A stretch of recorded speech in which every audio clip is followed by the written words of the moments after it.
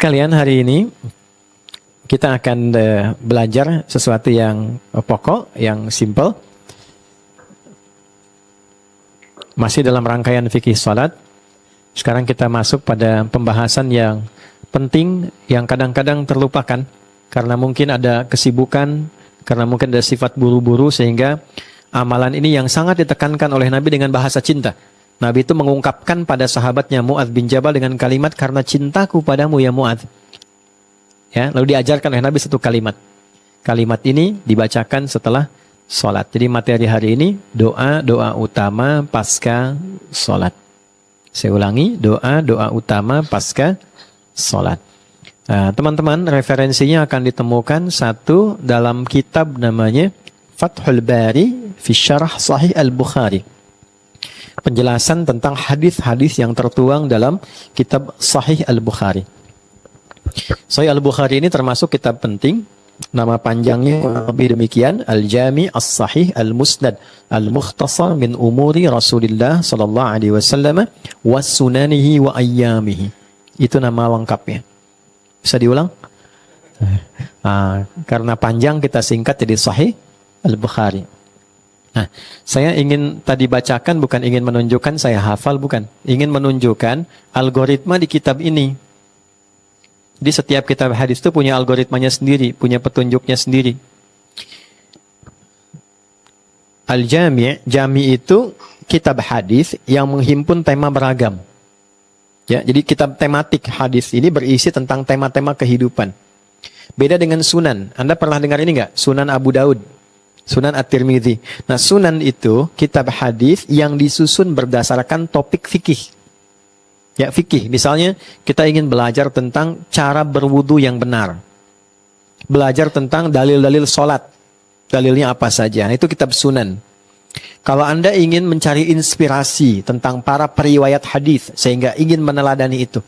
Teman-teman yang perempuan, Sayyidah Aisyah istri Nabi itu, kurang lebih beliau mengoleksi 2000 hadis. Nah, itu menjadi bagian dari karakter kehidupan beliau. Sampai dari 2000 itu beliau pernah mendalami kedokteran. Sampai dikenal pakar di bidang kedokteran. Sayyidah Fatimah pakar di bidang keperawatan. Ya? Nah, dalam konteks itu kalau Anda ingin meneladani kehidupan beliau dan mengambil sebagian pengetahuan ilmunya untuk dipelajari, yang disimpulkan oleh para ulama sepertiga ilmu dunia itu ada di Sayyidah Aisyah. Maka keluarkan hadis-hadisnya, pelajari. Nah, tadi saya di depan ada anak-anak kan? Dari yang bayi sampai tumbuh gitu kan. Itu ada perjalanan anak-anak hebat di masa Nabi yang mereka punya visi panjang sampai jadi orang hebat di masa depan. Sampai dari sekian itu ada 3 orang yang masih kecil-kecil. Ya kurang lebih mungkin 5-6 tahun. Itu datang ke depan Ka'bah. Langsung berdoa mengatakan, 3-nya berkomitmen. Ya Allah, mohon jadikan aku seorang pemimpin di masa depan. Presidennya lah kalau kita. Ya. Yang satu mengatakan, ya Allah karena dia ngambil presiden, jadikan aku panglimanya. Yang satu mengatakan, ya Allah karena dia sudah ada panglima dan presiden, aku nggak minta banyak, ampuni aja dosaku. Jadi yang ulama gitu kan. Nah, tiga-tiganya kelak, tiga-tiganya mereka jadi sesuai dengan permintaan dan doanya masing-masing. Gitu, tiga-tiganya. Itu sosok-sosok hebat. Kita akan temukan Ibnu Abbas, Ibnu Umar, Ibnu Amr bin As, masing-masing punya koleksi hadis. Ibnu Abbas itu kurang lebih 2000 hadis. Ibnu Umar kurang lebih 2500 hadis. Dan itu orang-orang hebat yang kemudian jadi sesuatu di masa depan. Nah, kalau kita menginginkan referensi tentang pencarian hadis, hadis ini ditemukan di mana? Di urutan apa? Maka cari namanya kitab Mu'jam. Mu'jam. Ya, misalnya Mu'jam Al-Wasit, ya, Mu'jam At-Tabrani, ada Al-Kabir, ya, ada As-Saghir, ada Al-Wasit. Itu tiga-tiganya adalah referensi untuk menemukan hadis dengan cepat. Sekarang bisa menggunakan metode komputerisasi, ya, diklik tinggal ada. Dulu manual. Nah, di kitab Jami ini isinya tematik, teman-teman. Jadi kalau kita ingin tahu tema-tema kehidupan Nabi dalam kesehariannya selama 24 jam misalnya. Nabi ngapain aja sih? Dari bangun tidur sampai tidur lagi. Nah, Imam Al-Bukhari punya peran dalam mengumpulkan itu. Sehingga beliau keluarkan ini kurang lebih dengan penempatannya ada 7000 hadis. Yang disebutkan terpisah ada kurang lebih 4000 hadis. Dibagi ke dalam 97 tema. Ya, dari mulai tema kitab Badul Wahyi, legalisasi kenabian, kemudian tema iman, Kitabul Iman. Anda kalau bertanya, Ustadz kenapa sih saya tuh kalau misalnya sedang semangat, imannya naik, amalannya juga cepat, sholatnya rajin. Tapi kalau sedang turun, kan? Nah, tiba-tiba misalnya jangankan yang sunnah, yang fardu aja kadang terlambat misalnya. Gimana cara naikinnya supaya kuat dan dijaga supaya nggak turun? Maka Anda keluarkan kitab iman, topik yang kedua, tema kedua. Ada 57 hadis di dalamnya, ada beberapa subtema. Nanti ada dianalisis penyebabnya. Misal, ada karena terlalu fokus dunia, ya menyebabkan pencarian akhiratnya jadi lemah. Ada karena, mohon maaf, maksiat, sehingga taatnya itu melemah. Ada macam-macam. Al-imanu yazidu wa yantaqis, kesimpulannya yazidu bil ta'at wa yantaqisu bil maksiat. Kadang-kadang iman itu naik turun, naik dengan ketaatan, kebaikan, turun dengan maksiat. Dari turunan ini macam-macam. Ada bahkan tema tentang bisnis, tema tentang dagang. Kitabut tijarah, teman-teman yang berdagang, berbisnis, keluarkan hadisnya. Nanti ada ayatnya, ada hadisnya, ada persoalannya, ada solusinya. Nah, ini terkait dengan kitab doa. Persoalan doa, ad-doa, mengurai hadis tentang doa, spesifik doa yang dipanjatkan setelah sholat. Nanti kita bahas kenapa hikmahnya ini menjadi penting. Nah, ini karena ditampilkan dalam bentuk yang singkat dan padat, mukhtasar, musnad. Jadi Imam Al-Bukhari tipikalnya nggak banyak cerita, tidak banyak menjelaskan. Ini temanya, subtemanya ini, judulnya ini, ayatnya ini, hadisnya ini. Kalau dibutuhkan penjelasan, simple dan ringan. Maka datanglah seorang ulama besar, namanya Ibnu Hajar Al-Asqalani. Ibnu Hajar Al-Asqalani. Ya, saya penting sampaikan Al-Asqalani karena ada yang kedua nanti Al-Haythami. Asqalani. Jadi ada Ibnu Hajar Al-Asqalani, ada Ibnu Hajar Al-Haythami.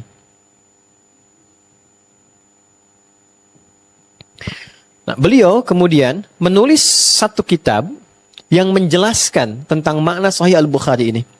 Maka beliau beli nama kitabnya, ada 16 jilid, Fathul Bari fi Syarah Sahih Al-Bukhari. Kitab saya ini, saya siapkan untuk membuka Al-Bari, rahasia tersembunyi di balik karunia Allah yang maha baik dengan menghadirkan Sahih Al-Bukhari ini.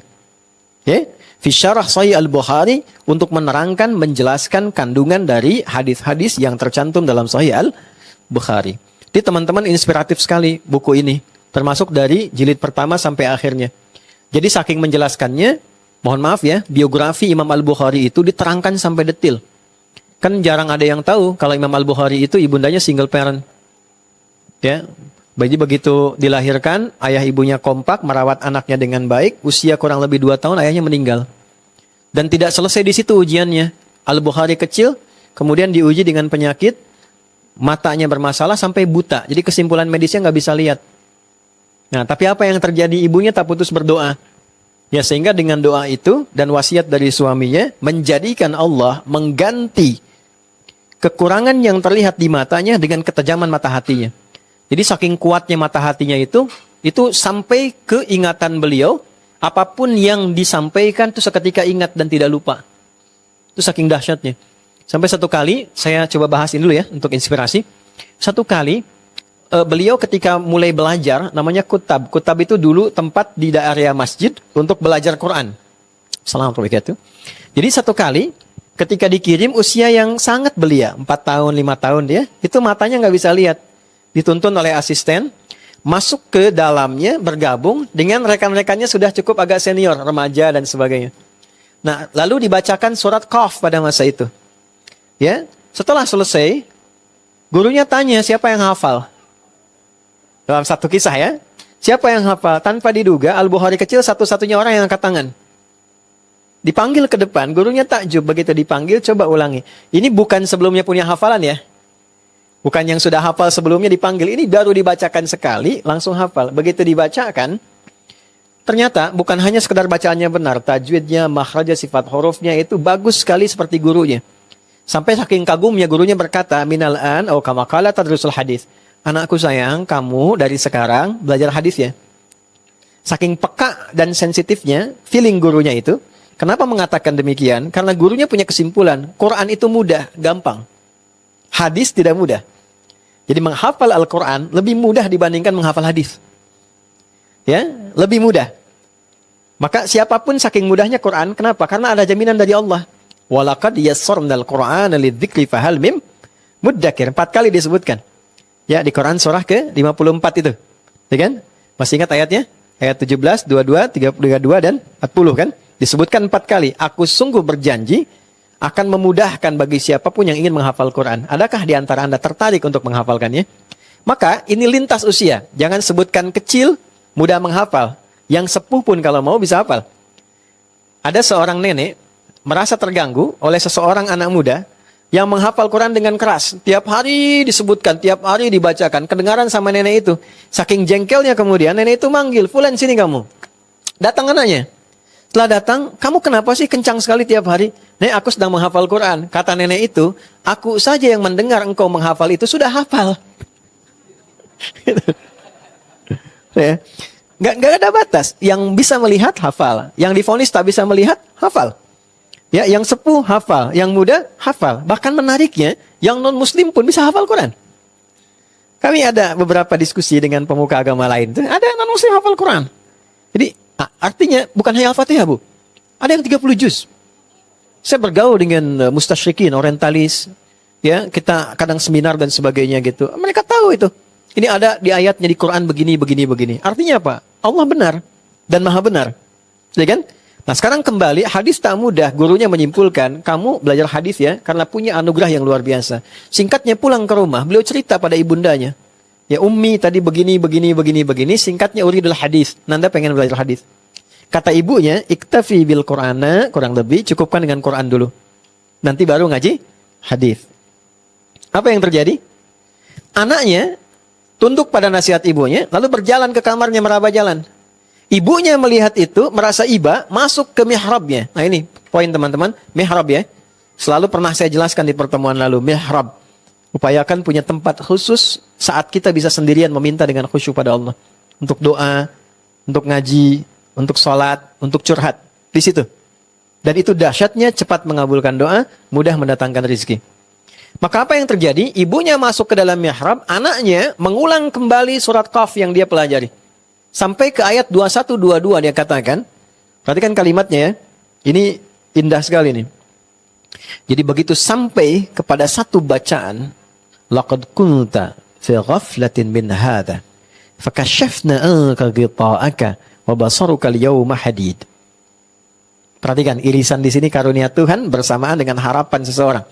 Dulu pandanganmu tertutup, tak bisa melihat. Sekarang, mulai hari ini, aku buka penyingkap itu, sehingga engkau bisa menatap tajam kembali. Ini sebetulnya ayat ini konteksnya tentang akhirat, di hari kiamat yang semua natap semua. Tapi percikan karunianya, Allah turunkan ke bumi, karena ketaatan kedua orang tua yang nular ke anaknya. Maka saat sampai ke ayat itu, tiba-tiba beliau terperanjat, bisa melihat kembali. Saking kagetnya, lompat, dicari, Umi, ibunya ketiduran dalam doanya. Ya, setelah selesai sholat, nah ini saya masuk nanti ke babnya, tertidur, bermimpilah dengan Nabi Ibrahim bertemu. Kenapa harus Nabi Ibrahim misalnya, bukan Nabi Muhammad atau yang lain? Itu kehendak Allah ya.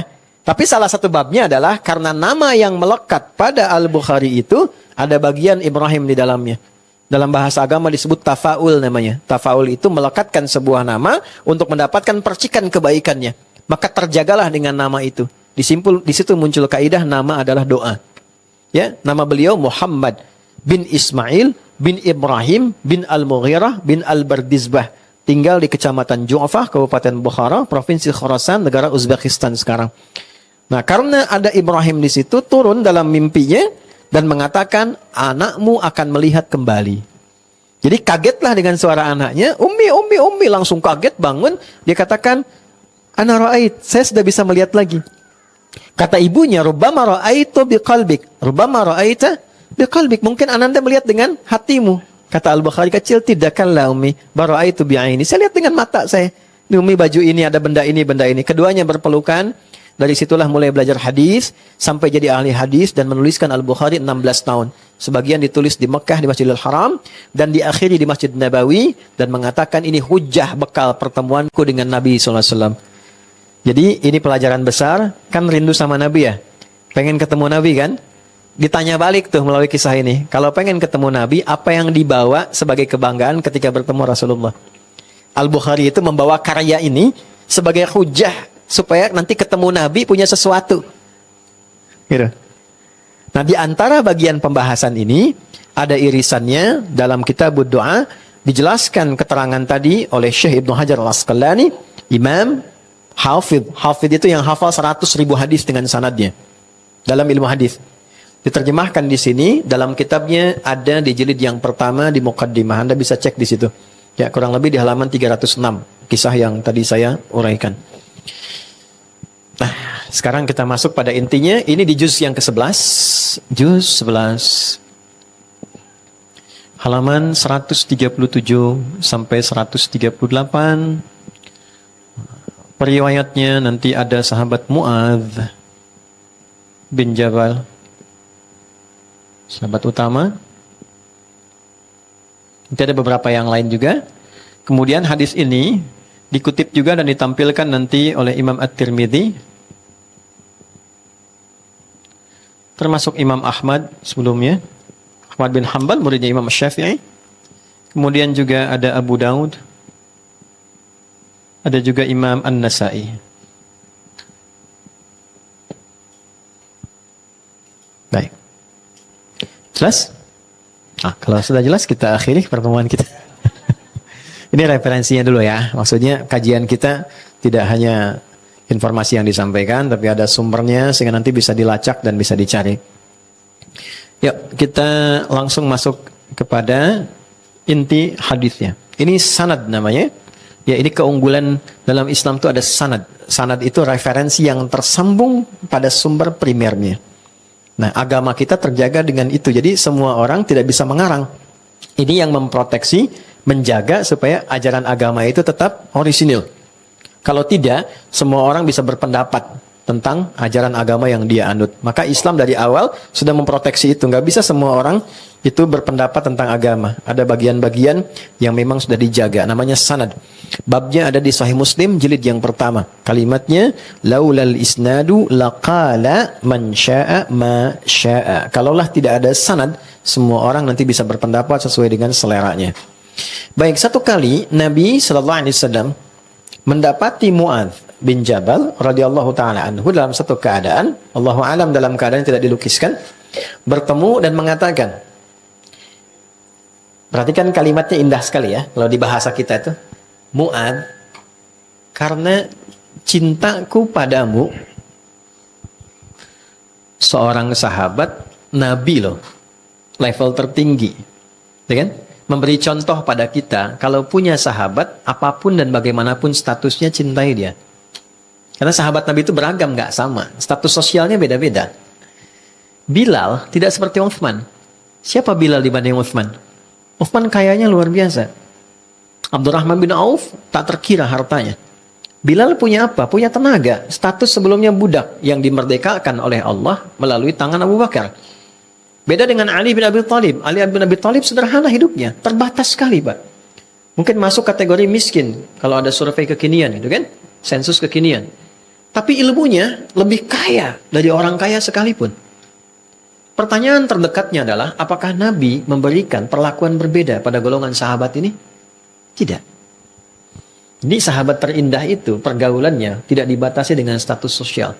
Jadi kalau Anda punya teman yang memberikan perhatian lebih dengan status sosialnya, itu belum menjadi sahabat yang sejati. Karena contoh dalam Islam, persahabatan itu tidak diukur dengan status sosial, tapi diukur dengan bagaimana cinta kita bisa diterjemahkan melalui perhatian yang terbaik, yang mendekatkan sahabat itu pada Allah Subhanahu wa Ta'ala. Itu poinnya. Ya, dan itu perilaku ya, bukan modus ya. Hati-hati ya. Hati-hati, bukan modusnya. Ayo kita mendekat kepada Allah. Modus, cek dulu gitu ya. Salatnya benar enggak, latar belakangnya bagaimana dan sebagainya. Baik, karena cintaku kepadamu, aku akan berikan satu doa yang dibacakan setiap selesai salat. Ya. Jadi kalimat fi kulli duburi shalah ya bimakna ba'da salam ijma'an. Kata para ulama, yang dimaksud setelah selesai salam. Di assalamualaikum warahmatullah, assalamualaikum warahmatullah, selesai, kemudian biasa ada zikir kan, berdoa. Ya, jadi doa setelah salam dalam salat itu ada, dan itu hadisnya dari Nabi dan ijma', para sahabat meriwayatkan itu. Jelas? Nah, ini sekaligus juga mengoreksi, meluruskan. Ada pendapat mengatakan nggak boleh atau tidak dibenarkan berdoa setelah sholat. Tidak, ternyata riwayatnya ada. Riwayatnya ada di kitab sahih tersambung. Nah ini mungkin belum ketemu aja mungkin hadisnya sama teman-teman. Nyambung kembali, apa doanya? Yuk, saya bacakan di sini ada 2 doa saja karena waktunya terbatas. 1. Allahumma a'inni ala dzikrika wa syukrika wa husni ibadatik. 1. Saya tuliskan ya. Teman-teman saya ijazahkan. Nanti boleh dibaca ya. Ijazah yang ini tidak usah diverifikasi, langsung saya bacakan, Anda ikuti ya. Ada hadis Nabi ini langsung. Bismillah. Allahumma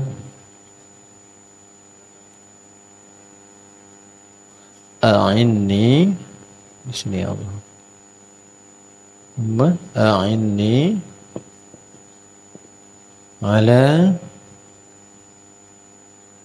dzikrika wa syukrika wa husni ibadatik. Lihatnya campur-campur aja ya. Allahumma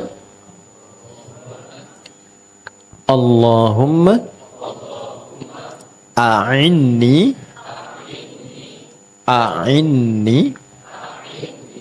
ala dzikrika wa syukrika. Ini sin besar ya, tanda ke bawah ini di khat ruqah itu sin besar. Wa syukrika. Ya. Wa husni ibadatik. Baik ya. 1, 2, 3. Jadi minta 3 hal setelah sholat. Oke, pelan-pelan. Kita masuk ke adabnya dulu. Allahumma. Oke. Gak usah diulang. Oke. Apa artinya? Allahumma. Ya Allah. Apa artinya ya Allah? Allahumma. Baik. Allahumma itu bentuk halus dan tawadhu dari kata ya Allah. Oke. Ya Allah itu bentuk netral. Kalimat netral yang secara fitrah ditanamkan pada jiwa manusia untuk keluar, diekspresikan saat mendapati situasi-situasi tertentu. Ya Allah, untuk mengkonfirmasi dia makhluk yang bertuhan. Itu fitrahnya demikian. La yaqulunna Allah, dia akan berkata ya Allah. Contoh, teman-teman yang perempuan, ibu misalnya, mau keluar terus mendung gelap gitu kan? Apa yang diucapkan? Ya Allah, mendung kan? Nah, terus mau keluar, mau berangkat nih pengajian sekarang. Lihat macet tuh. Apa komennya? Ya Allah, macet. Kan? Gitu kan? Itu fitrah kan? Dia keluar, bisa ekspresinya itu yang standar. Bisa Allahu Akbar, macam-macam. Ya, saya pernah lihat satu tayangan di video di YouTube. Ada di agama teman-teman kita di agama lain, di tempat ibadahnya. Terus tokohnya sedang khutbah, tiba-tiba gempa. Tuh jamaahnya bilang, Allahu Akbar. Katanya. Secara fitrah keluarnya. Nah, jadi kata-kata ya Allah itu konfirmasi kita bertuhan. Bahkan kepeleset pun bilang ya Allah kan. Jalan kepeleset kan ya Allah gitu ya. Itu konfirmasi kita bertuhan. Makanya itu kalimat netral yang umum. Nah, dalam doa kalau kita ingin lembutkan kalimatnya pada bentuk tawadhu yang merendahkan diri kita, doa itu kan minta dari yang rendah ke yang tinggi kan. Nah, maka bagaimana adabnya supaya kita merendahkan, menjatuhkan kepasrahan kita kepada yang punya segalanya. Maka Nabi mengajarkan satu kalimat dalam bahasa Arab namanya Allahumma. Okay. Maka adabnya ketika diucapkan Allahumma itu jangan meninggi. Catat kalimat ini ya. Seseorang yang semakin meninggi, Allah pasti rendahkan serendah-rendahnya. Tapi ketika seorang hamba merendah, Allah angkat-angkat setinggi-tingginya. Itulah kenapa Allahumma itu penting sebagai adab yang mengajarkan pada kita dan mengkonfirmasi kalau berdoa, rendahkan dulu diri kita dan merasakan bahwa kita ini butuh. Gitu. Dan itu sudah fitrah. Anda mau jadi pejabat pun setinggi apapun pasti berdoa. Presiden aja berdoa kok. Orang kaya sekaya apapun pasti berdoa juga. Minimal doa supaya kekayaannya bisa terjaga gitu kan. Yang butuh juga kan. Orang berilmu sepintar-pintarnya berdoa juga. Artinya mengkonfirmasi dia butuh. Nah, jangan dibawa status sosial itu. Tuh. Anda kalau mau kerja, ya, public figure ataupun siapapun, ya, apapun aktivitasnya, pasti kan doa dulu kan. Nah, doa itu jangan terlalu tinggi. Ya Allah, aku mohon ya, mudahkan urusanku hari ini. Nah, itu masih umum. Kalau sudah Allahumma, itu merendah. Allahumma, rendahkan diri kita. Oke, satu. Ini agak mahal ya, ini ilmunya agak mahal yang diajarkan pada kita. Saya hanya menyampaikan kembali. A'inni. Ini asalnya dari kata a'in. Gini, a'in. Kemudian ditambahkan nun. Sambungkan dengan kepasrahan diri. Nunnya ini nunul wiqayah, penyambung untuk menguatkan jiwa. Maksudnya apa? Kalau berdoa, mesti yakin. Koneksikan diri kita dengan Allah sepenuhnya dan hadirkan keyakinan. Jangan ragu. Bagaimanapun jawaban Allah, terserah Allah. Yang penting saat minta mesti yakin. Itu dulu poinnya. Ya, satu, ada sifat rendah. Merendahkan diri kita. Merendah diri itu hanya pada Allah ya. Kalau pada makhluk rendah hati. Rendah diri itu hanya pada siapa? Allah. Karena kita merendahkan diri sepenuhnya. Sujud itu kan menapakkan yang terhormat di kepala ke lantai. Itu kan perendahan diri sepenuhnya. Rendah diri di kalangan manusia tidak boleh. Karena itu lambang dari pesimis untuk manusia. Tapi rendah diri di hadapan Allah itu kehormatan. Iblis itu menjadi iblis ketika tidak merendahkan dirinya. Disuruh sujud dia nggak mau. Disuruh sujud dia menolak. Baik ya? Nah, kita bedanya dengan makhluk tadi, kita diminta merendah, kita merendah. Adab doa, rendahkan dirimu sepenuhnya. Yang kedua, hadirkan keyakinan sepenuhnya dan koneksikan, sambungkan diri kita sekhusyuknya. Minta dengan khusyuk, yakin punya Allah, sampai merasa punya Allah. Di berdoa itu jangan cuma di sini, maaf. Jangan cuma di lisan. Sambungkan kalimat doa itu sampai terasa pada jiwa, sampai ke sini.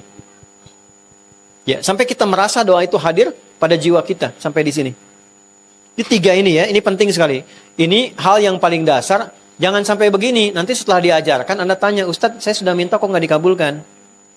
Yang saya khawatirkan bukan masalah permintaannya, adabnya hilang. Ini nggak ada. Baik ya, jadi yang pertama, rendahkan diri kita. Yang kedua, hadirkan keyakinan pada jiwa kita dengan seyakin-yakinnya bahwa hanya Allah yang mampu mengabulkan doa ini, bukan yang lain. Baik ya.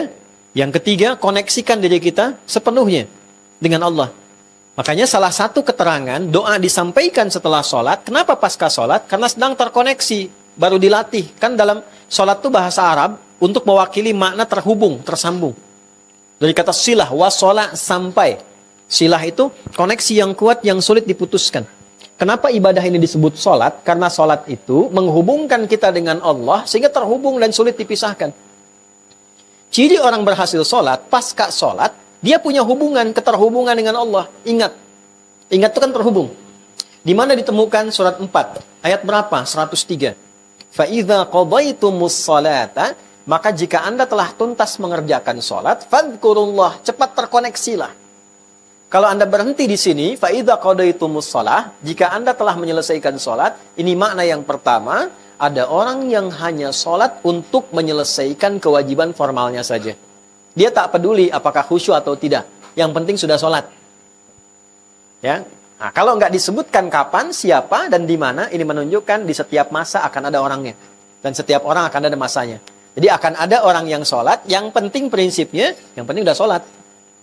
Menggugurkan kewajiban. Dia tidak terlalu berpikir apakah sholat itu bermanfaat untuk dia atau tidak. Ada berkahnya atau tidak. Yang penting saya udah sholat. Jelas? Baik, teruskan. Fadhkurullaha, salat yang sukses itu yang segera mengoneksikan diri kita kepada Allah, tersambung. Qiyaman, baik dalam kondisi sedang berdiri, nah ini poinnya. Wa qu'udan, sedang duduk, wa ala junubikum. Jadi pasca salat harusnya tersambung dengan Allah, ingat nih. Itu fungsinya salat. Jadi ketika kembali ke pekerjaan ingat Allah. Jadi Anda tidak akan mungkin memilih pekerjaan yang enggak Allah senangi. Terus masuk ke tubuh, nggak mungkin bicara sesuatu yang nggak Allah suka. Berbohong itu nggak mungkin, orang sholat berbohong nggak mungkin. Mustahil. Kenapa? Karena tersambung dengan Allah. Dipantau. Nggak mungkin melangkah pada tempat-tempat yang tidak baik. Karena tersambung, terkoneksi dengan Allah. Kan nggak ada penjahat baca bismillah dulu kan setelah akan beraksi kan? Ada orang korupsi baca bismillah kan? Nggak ada. Jadi kan? Kenapa? Karena konektivitas itu tidak akan mungkin bersanding dengan kemaksiatan. Maka dari itu, ketika disambungkan ke sini, pastikan lu terhubung. Ya, satu, setelah merasa nyaman, merasa punya Allah, kita merendah, baru kita bacakan. Nah, yang diminta itu 3. 1, Allahumma a'inni. A'in itu beda dengan misalnya asta'in. Iyyaka na'budu wa iyyaka nasta'in. A'in itu permohonan ingin cepat. Ya Allah, aku yakin dengan kuasa-Mu. Aku yakin hanya Engkau lah satu-satunya Tuhan yang aku sembah yang akan menjawab doaku. Aku mohon ya Allah, lekaslah, percepatlah, anugerahkanlah padaku dengan cepat hal berikut ini. Nah, teman-teman nanti coba cek ya, setiap nabi yang berdoa di dalam Al-Quran, yang ditampilkan maksudnya dalam Al-Quran, itu algoritmanya tidak keluar dari 3 bagian ini. Mereka punya keyakinan yang luar biasa, mereka khusyuk terkoneksi dengan Allah dan merendahkan diri kepada Allah dengan harapan yang kuat. Nanti Anda bisa cek setiap doa-doa, di antaranya terkumpul di satu surah, misalnya Al-Anbiya, surah 21, dari ayat 83 sampai 90. Ada doanya Nabi Zakaria, doanya Nabi Ayyub, doanya Nabi Yunus, doanya Sayyidah Maryam, dikumpulkan di situ. Dengan 3 pembuka ini. Oke, sudah paham, kita masuk pada bab yang ini. 1, A'inni ala dzikrika. Ya Allah, aku mohon padamu dengan segala kerendahan diriku sebagai hamba, dengan keyakinanku bahwa Engkau pengabul doa. Mohon ya Allah, anugerahkan padaku dengan segera 1, kemampuan untuk selalu terhubung denganmu. Kemampuan untuk selalu terhubung denganmu. Berzikir kepadamu. Zikir itu terhubung. Saya kasih logika begini. Saya terhubung misal saja ya. Belum tentu realitanya demikian. Saya terhubung dengan presiden misalnya. Punya koneksi. Mudah nggak saya beraktivitas? Sangat mudah. Karena punya akses ke presiden.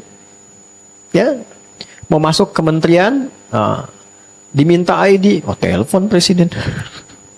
Ya kan? Ya, ada butuh sesuatu dipersulit, punya akses dan orang tahu, dekat presiden. Nggak dibilang pun langsung dipermudah. Bagaimana yang dekat dengan Allah? Yang tidak ada batas dalam pemberian. Tidak punya sulit dalam pemberian solusi.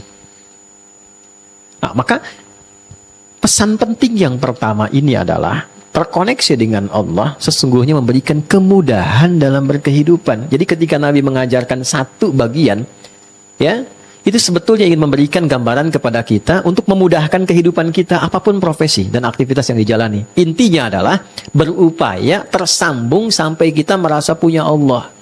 Itu nggak mudah, teman-teman. Jadi kalau hidupnya ingin mudah, ini kesimpulan cepatnya, kalau hidup ingin mudah, tersambunglah sampai kita bisa menyimpulkan saya punya Allah. Itu mahal sekali. Nggak bisa dinilai apapun. Jadi kalau sudah merasa punya Allah, segalanya kecil. Masalah seberat apapun, kalau saya, Anda, kita merasa punya Allah, itu ringan. Masih ada Allah, pasti selesai kok. Gitu. Kontrak belum beres, ada Allah. Allah pasti berikan yang terbaik daripada ini, dan disiapkannya lebih daripada ini. Nah itu poin yang tertinggi itu. Jadi kalau sudah terkoneksi dengan Allah dan punya Allah, dan itu yang kurang sekarang. Kenapa dicurhatkannya di media sosial? Ditumpahkannya di podcast. Saya ingatkan ya sama teman-teman semua nih, kalau masih ingin belajar nih dengan baik, jangan mencurhatkan dan menumpahkan informasi sensitif yang penting di ranah publik yang terbuka. Karena saat persoalan itu selesai secara personal, kita tidak bisa menyelesaikan itu dan meralatnya secara sosial. Dan di era sekarang, itu diakses oleh keturunan berikutnya. Kalau punya masalah, ada bagian yang bahkan Allah declare-nya begini, aku sudah tutup, kenapa engkau buka? Di antaranya masalah rumah tangga. Jadi kalau ada masalah rumah tangga, terjadi malam, kata Nabi, Jangan diungkit keluar. Kalau kita bisa tutup tuh, sampai siang, sampai kiamat pun Allah tutup. Kalau punya masalah siang, jangan terbuka malam. Artinya sehari itu pun tahan. Kalaupun perlu curhat, Allah tahu itu. Sangat tahu. Ada dua jenis curhatnya. Langsung curhatkan pada Allah. Itu Quran surah ke-12 ayat 86 misalnya. Nabi Yakub pernah dengar kan? Masalah rumah tangganya kan kompleks sekali tuh. Ya, sampai beliau nangis, nangisnya sampai matanya buta, Anda bayangkan. Ya, saya gambarkan gini ya, Bu, teman-teman. Kebayang nggak seorang figur di rumah tangga yang menyimpan beban yang sangat berat, nangis sampai nangisin itu matanya buta? Udah sampai ke level itu belum? Ya kan? Kan nangis itu ada yang keluar ekspresinya, suaranya, wah, itu anak-anak disebut buka namanya. Baka yabki bukaan. Buka itu nangis dengan ekspresif. Ada yang nangis dipendam dalam hati tapi air matanya keluar, itu huzn namanya. Hazina yahzanu la tahzan, dipendam tapi air mata keluar. Ada buku namanya La Tahzan. Jangan banyak memendam kesedihan sepanjang kau merasa punya Allah. Tapi caranya bagaimana gitu kan? Ada yang dipendam, air mata nggak keluar tapi sakit, itu bathun namanya. Bathun. Ya, kata Nabi Yakub, innama ashku bathi wa huzni ilallah. Aku tuh kalau punya masalah berat yang terpendam di jiwa, atau air mataku sampai mengalir walaupun tak ada ekspresi pada wajahku, aku hanya curhatkan pada Allah. Aku hanya percaya Allah. Aku punya Allah. Dan itu yang terjadi di semua orang-orang soleh. Jadi kalau ada persoalan, langsung. Nah, jangan buka keluar. Atau yang kedua, diberi jalan oleh Allah untuk mencari solusi dengan penjelasan yang membuat kita mengerti dan mengambil langkah yang benar. Itu pun terbatas. Ada di Quran surat 4 di ayat 35. Fa in khiftum shiqaqa bainihima fab'athu hakaman min ahlihi wa hakaman min ahliha iyurida islahan yuwaffiqillahu bainahuma. Paham? Tidak. Jika Anda punya persoalan serius di rumah yang berpotensi memecah Anda, maka carilah orang bijak dari keluarga yang bisa mewakili dua keluarga. Cari orang bijak cerita. Sehingga bebannya nggak sendirian. Makanya kalau nanti jadi wali, ya, jadi wali nikah, itu jangan sembarangan. Karena di antara fungsinya memberi masukan saat ada persoalan. Bukan hanya mendampingi, ya, jadi saksi sah nikahnya atau kemudian menikahkan. Tapi ada fungsi perlindungan di dalamnya. Yang kedua, cari sosok-sosok yang memang memberi solusi. Kiai yang saleh misalnya, ustadz yang benar, yang bisa menjaga informasi, tapi juga terukur pengetahuannya banyak dan bijak. Ada yang banyak tapi nggak bijak. Ada yang bijak tapi nggak banyak. Oh, hati-hati ya. Hati-hati nih. Nah, kalau sudah ada seperti itu, bicara, minta solusi. Nah, jangan dibuka ke publik. Ketika dibuka, itu Allah soal. Aku sudah tutup, kenapa engkau buka? Tuh, ada di ayat 34-nya tuh. Fasalihatu. Cuman menariknya itu pada perempuan. Penekanannya, walaupun sama-sama laki-laki juga dapat. Kan An-Nisa itu perempuan-perempuan kan? Bukan laki-laki kan? Tapi laki-laki punya kewajiban itu. Saya cari rahasianya apa? Ternyata ada dua. Satu, fitrahnya ketika perempuan menyatu dengan laki-laki sebagai suami istri, keadaan suami akan terbawa oleh istri, termasuk jabatan ataupun status sosial yang melekat pada suami. Tidak sebaliknya. Contoh, suami menjadi bupati diangkat, maka otomatis istrinya menjadi ibu bupati. Suaminya camat, istrinya ibu camat. Padahal yang camat siapa? Suami. Kalau ada ibunya istri yang jadi bupati, nggak akan ada bapak bupati. Suaminya. Demikian di militer juga. Suaminya kolonel, ibunya bisa jenderal. Balik kan? Itu sama, ya. Dapat jabatannya, pangkatnya itu akan hadir. Nah, persoalannya apa? Ketika itu melekat, apapun yang dikerjakan oleh istri, suami akan terbawa. Tidak sebaliknya. Suami punya jabatan misalnya kan, jabatan publik. Istri misalnya pamer, flexing, macam-macam dan sebagainya. Ada masalah yang jadi pekerjaan oleh istri yang terkena suami. Ikut. Termasuk dalam obrolan. Kenapa di surat An-Nisa? Karena seakar dengan nasa. Nasa itu adalah keadaan yang kadang memiliki keinginan untuk diceritakan. Maksudnya perempuan sependiam apapun kalau ketemu teman itu suka cerita. Saya nggak bilang curhat ya. Cerita. Nah, yang diceritakan terkadang tidak terseleksi. Yang seharusnya tidak boleh terbuka keluar. Contohnya apa? Fasalihatu qanitatun hafidhatul lil ghaibi bima hafizallah. Dia tidak seharusnya menceritakan hal sensitif di dalam rumah tangganya yang dialami dengan pasangannya yang sejatinya sudah Allah tutup. Jangan buka ke publik dulu, cari solusi. Begini solusinya. Ini terbatasnya sehingga selesai di situ. Nah, sekarang yang terjadi kadang-kadang diungkap. Medianya muncul, judulnya pengajian, tapi diskusinya panjang. Ukhti itu mulainya. Apa kabar? Sehat. Anak-anak gimana? Baik. Suami gimana? Situ masalahnya ya. Nah, bikin status. Sekarang ke podcast. YouTube direkam. Pernah nggak menyadari kalau satu saat anaknya tumbuh dewasa lihat itu? Cucunya lihat, rekamannya ada. Terus di sekolah kemudian diceritain sama teman-temannya. Oh itu kamu ya? Yang ibunya begini ya? Oh itu kamu yang ayahnya begini ya? Kebayang nggak? Nah itu yang tolong biasakan dijaga ya. Kalau yang punya podcast kan seneng aja, viewernya banyak. Dan sebagainya. Tapi kalau Anda misalnya, maaf, membawa suasana acara demikian, akan berbalik. Anda yang akan diuji. Dengan peristiwa itu. Jadi, kalau memfasilitasi hal yang terlarang kemudian hadir, satu saat Anda yang teruji dengan situasi itu. Dan tidak siap untuk menjalaninya. Itu bagian awal ya, yang mungkin penting saya tekankan. Balik lagi ke sini. Jadi kalau sudah merasa punya Allah, terhubung, itu kemudahan yang kita dapatkan. Nah, turunannya bagaimana kemudian kita bisa meniti jalan untuk mendapatkan kemudahan berzikir ini. Jalannya seperti apa? Kan kita minta ya, ya Allah, anugerahkan aku pertolonganmu dengan segala kekuatan dan pengabulan doa yang cepat darimu, agar aku selalu mampu terkoneksi kepadamu, terhubung denganmu, zikir. Apa tandanya orang sudah bisa terhubung dengan Allah? Cirinya bagaimana? Nah, jalannya bagaimana? Hah? Karena kan banyak orang yang tiba-tiba ke pohon, orang ke laut, gitu. Macam-macam. Kan mesti ada jalannya kan? Kalau nggak diterangkan nanti orang bebas kan? Dan merasa punya kesimpulan terhubung dengan Allah. Itu yang dijelaskan Mbah Hashim.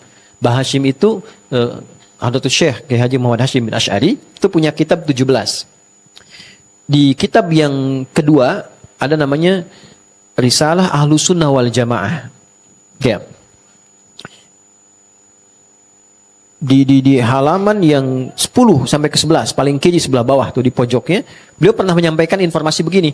Ada orang yang kreatif kemudian menghadirkan metodologi zikir sampai menyimpulkan dia terhubung dengan Allah. Wasafa qalbuhu, dan merata hatinya sudah bersih. Karena sudah terhubung, sudah nyambung, menariknya dia nggak sholat lagi. Ya, jadi kalau ditanya, oh Anda kok nggak sholat? Kan sudah adzan. Fisik saya di sini, ruh saya sedang sholat. Nah, ya? Baik. Itu oleh beliau disimpulkan konslet. Ya. Sedang ada masalah itu bid'ah kata beliau, dan itu menyesatkan. Ya, itu terjadi. Oleh karena itu perlu diberi jalan kan, diberi ruang, ada tempatnya, ada jalannya supaya benar caranya. Maka dikeluarkanlah, ditampilkan dalam Al-Quran, karena kita minta sama Allah, ditampilkanlah oleh Allah jenis-jenis zikir yang menjadikan kita tersambung kepada Allah. Nah, saya sampaikan di sini barangkali 3 saja supaya cepat. 1. Sabar ya ngajinya ya. 1. Namanya kalimat thayyibah. Ya, zikir yang algoritmanya itu kalimat thayyibah.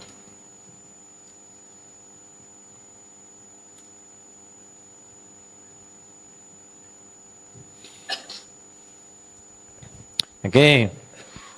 Bentuknya, bentuk kalimatnya cari sesuai kebutuhan. Misal, bisa al-asmaul husna. Dalilnya Quran surat 17, Al-Isra di ayat 110. Qulid'ullaha awid'ur rahman ayyamma tad'au falahul asma'ul husna. Jika Anda ingin terkoneksi dengan Allah atau bahkan minta solusi, berdoa, ingin tersambung, sebut Allah, ya Allah, ya Allah, boleh. Atau Ar-Rahman, ya Rahman, ya Rahman. Atau pilih satu nama yang sesuai dengan kebutuhan kita, dan dengan itu Allah jawab sesuai dengan masalah kita. Namanya Al-Asma'ul Husna. Husna itu bukan sekedar indah. Husna itu seakar dengan hasanun, hasanun, hasanah, husnun, ihsanun. Nama yang mengandung sifat keagungan Allah yang indah, yang mengabulkan setiap persoalan yang dirasakan oleh hamba dan diberikan jawaban sesuai dengan kebutuhan persoalan itu. Contoh, misal kita butuh saat bekerja dimudahkan rezeki, sebut ya Razzaq. Ya Allah, ya Razzaq. Jelas? Misal sedang belajar anak-anak, ingin ditambahkan pengetahuan yang kuat, sebut ya Allah, ya Alim, pemilik pengetahuan. Misal sedang ada persoalan yang tak mudah, kita minta solusi, dibukakan kemudahan, kelancaran, kesulitan dihilangkan. Al-Fattah, ya Allah, ya Fattah. Misal, ingin mendapatkan kelapangan hati sehingga setiap persoalan bisa diterima dengan lapang, dengan tenang. As-Sabr. Ya Allah, ya Sabr. Sedang punya masalah, pengen sabar, sebutkan ya Allah, ya Sabr. Ya Allah, ya Sabr. Nah, disebutkan bukan hanya di lisan, karena zikir. Zikir itu kan tersambung. Lisan itu pengucapan yang diungkapkan untuk membantu supaya hati tersambung. Sebutkan sekali, 2 kali, 3 kali, sampai hati merasa nyambung. Makanya Nabi kasih latihan 33 kali, sampai nyambung. Masa disebutkan 33 kali nggak ingat juga? Ikuti, kerupuk. Ikuti, kerupuk. Kerupuk. Kerupuk. Kerupuk. Kerupuk. Ulangi. Ingat nggak kerupuk? 5 kali. Masa subhanallah, alhamdulillah 33 kali nggak ingat Allah juga? Butuh berapa kali lagi? Ya? Nah, kadang setiap kita bisa berbeda. Makanya ada orang datang, ulama yang tahu, yang peka bilang, baca 100 kali ya. Yang ini baca 20 kali ya. Ini baca 30 kali ya. Kenapa? Dengan latihan sampai ke situ, hati nyambung. Jelas ya? Nah, tapi baca sesuai kebutuhan. Ingin menghafal Al-Asmaul Husna, nggak apa-apa. Tapi kalau ingin mohon, cari yang paling efektif, yang sesuai dengan kebutuhan kita. Ya, kalau nggak butuh, ya sober, nah minta masalah tuh. Karena lawannya kan masalah. Gitu ya? Paham ya? Oke. Misal yang kedua. Ada lagi misalnya kita ingin meminta kesuksesan yang membuat segala itu menghadirkan keindahan, kebahagiaan dan Allah ridha. Masya Allah. Ya, Masya Allah. Ingin dibebaskan dari was-was yang membuat kita sering ragu dalam ibadah. Subhanallah. Ingin diberikan kelapangan syukur. Dengan syukur itu nikmat nambah terus. Alhamdulillah. Latihan sampai kita tersambung dengan Allah. Itu kalimat thayyibah. Itu latihannya. 2. Al-Quran. Oh, nggak ada yang lebih indah dari Al-Quran. InsyaAllah. Al-Quran itu dahsyatnya. Jangankan kita baca. Dengar orang baca, sudah ingat Allah kita. Coba buka Murattal tuh. Syekh Sudes baca Quran, Masyadir Rasid baca Quran, Syekh Surem baca Quran, dibaca langsung menghujam ke hati kan? Langsung ingat tuh. Tiba-tiba ada yang nangis, ada yang tenang, baru dibacain. Itulah indahnya Quran. Apalagi baca sendiri. Apalagi sedang punya masalah, ambil wudhu, bawa mushaf, buka. Dahsyatnya kadang baru buka, itu ayat yang terbuka sesuai dengan apa yang kita alami. Kadang-kadang demikian. Baca. Kalau tahu kemuliaan ayatnya, baca ayat-ayat yang sesuai dengan kebutuhan kita. Misal sedang punya masalah yang kompleks, yang orang kadang juga meragukan itu, kadang mencela kita, kadang membuat kita pesimis, keluarkan Ad-Duha dengan Al-Insyirah. Sedang ada masalah di rumah, pergaulan, belum kompak dengan kakak, dengan adik dan sebagainya, keluarkan surat Yusuf. Ya. Misal ada persoalan di pekerjaan dan sebagainya, ingin dimudahkan, baca surat Al-Waqiah. Keluarkan. Kalau belum tahu, beli buku-buku yang terkait dengan itu. Kan sudah banyak sekarang bahasa Indonesianya. Baca dulu, sedang gundah, sedang apapun, ingin terkoneksi dengan Allah, ini. Kalau tak tahu, Al-Fatihah. Ya, betul, Al-Fatihah. Karena itu ringkas intisari Al-Quran di Al-Fatihah. Bacakan sampai kita merasakan Bahwa jiwa kita sekarang tersambung dengan Allah. Kita punya Allah, maksudnya itu. Saya punya Allah. Bacakan itu. Ya, jelas ya? Itu Quran. Upayakan Al-Quran. Nggak ada yang paling indah bacaan itu selain Al-Quran. Kalau nggak percaya silahkan ya. Anak-anak, teman-teman, anak-anak kita semua boleh diajarin Quran tuh. Terus misalnya teman-teman pulang dari kantor ya. Atau dari pekerjaan tuh. Kena macet, pusing apa. Tiba-tiba lihat anak atau cucu. Usia 3 tahun, 4 tahun. Dia sedang mengulang-ulang. Walaupun ayat itu biasa. Qul huwallahu ahad. Itu hilang semua penatnya. Yang ada cuma pengen meluk. Dekat gitu ya. Gitu. Itu luar biasa. Pernah nggak ngantar ke sekolah baca Quran sama-sama? Barengan. Ya sebentar ya. Gitu ya. 5 menit ya. Pernah nggak gitu ya? Coba barengan baca Quran sampai terkoneksi. Oke, yang terakhir, yang ketiga pada bagian pertama ini salat. Dan saya akhiri di sini, nanti penjelasan setelah penjelasan karena sudah ada panggilannya. Salat.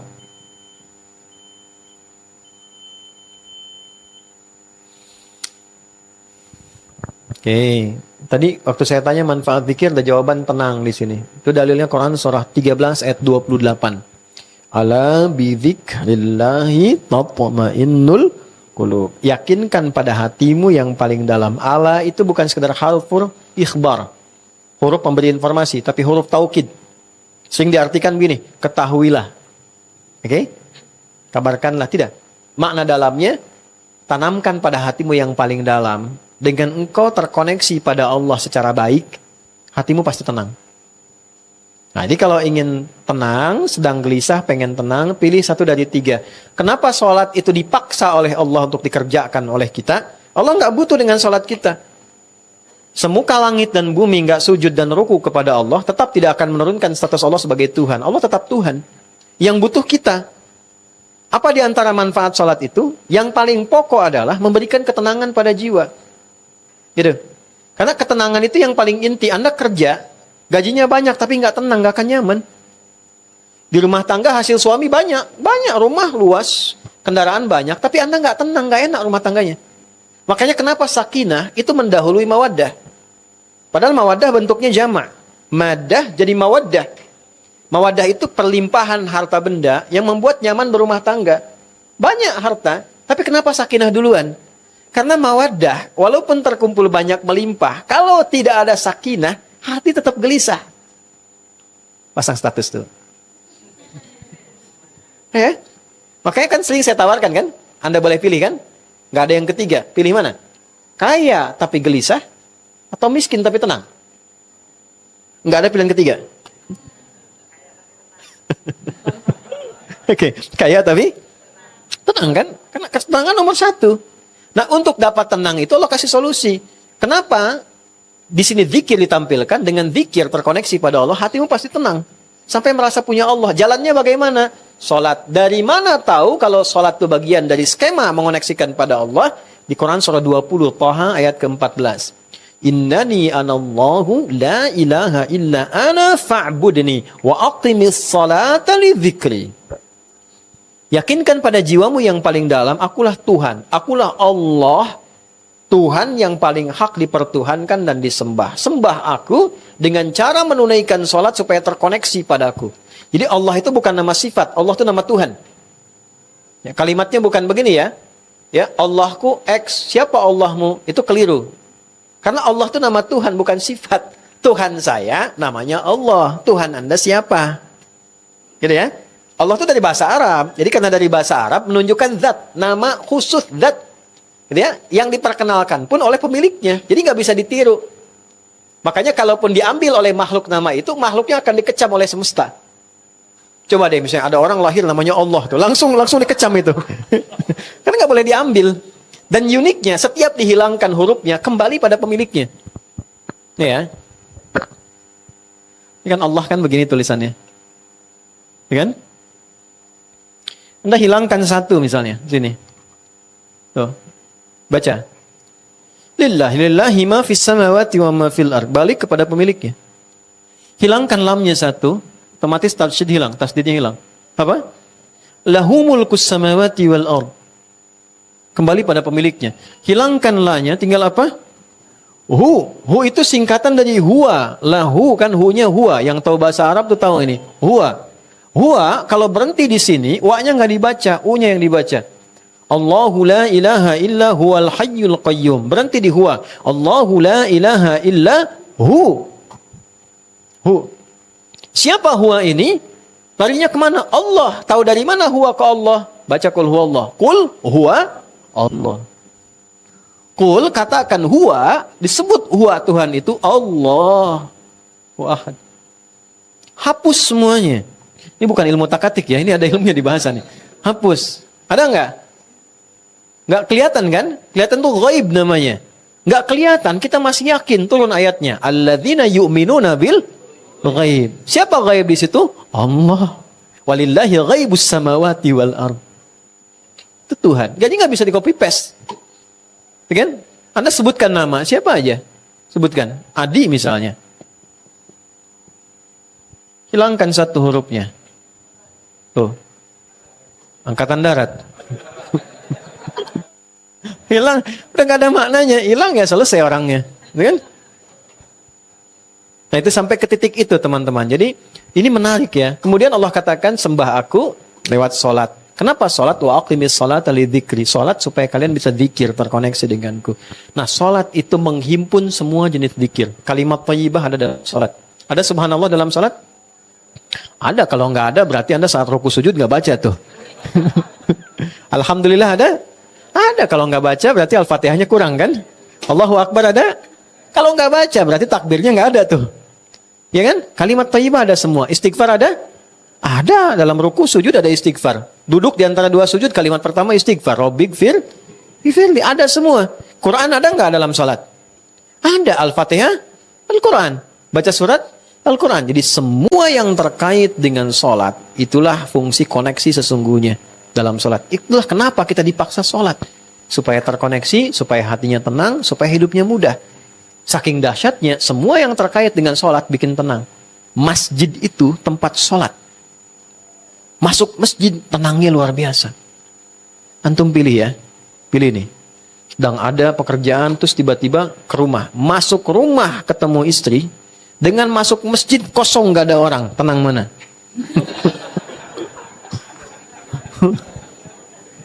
Saya di masjid.